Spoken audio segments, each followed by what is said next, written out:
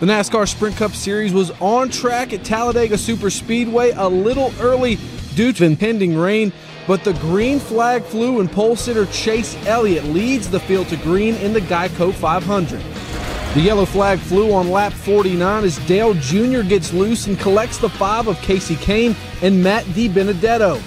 The incident looked identical to the accident that took Dale out of the Daytona 500, and the car that Dale Jr. won this race in last year, the one that he named Amelia, would be taken behind the wall along with the 5 car. Under that caution, the highly anticipated driver swap between Tony Stewart and Ty Dillon took place. Smoke hopped out of the car, Ty Dillon jumped in, and the 14 team hooked all of those hoses and tightened his belts, and Ty Dillon would rejoin the race in 33rd place. 59 laps in, Martin Truex Jr. gets into the back of his former owner Michael Waltrip.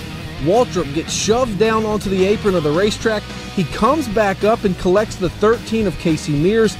Eric Almirola also goes for a spin, but Waltrip ends up collecting his car, keeps it off of the wall. Mears, however, would suffer damage and would have to go behind the wall for repairs. Just past halfway, the yellow comes out when Austin Dillon gets into the wall. Watch Jimmy Johnson go around here.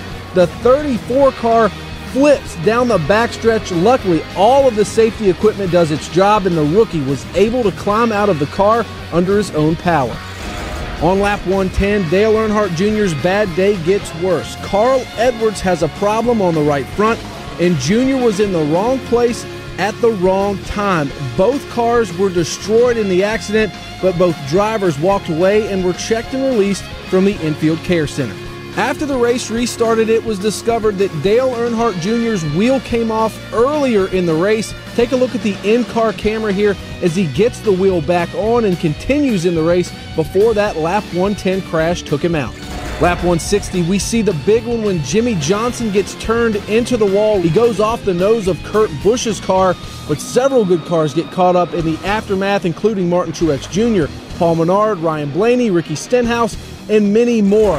Fast forward 21 laps and we saw the big one, part 2. Michael McDowell gets into the back of Danica Patrick. She clips Matt Kenseth. Kenseth goes airborne, slides on the roof of that car. He did get back on his wheels. Luckily, all drivers walked away from the accident, but several good cars were taken out, including Joey Logano, and Kevin Harvick got a little piece of that action during that wreck. On the final restart, Brad Keselowski jumps out in front in the 2. He holds off the field to get the win as they crash behind him coming to the checkered flag.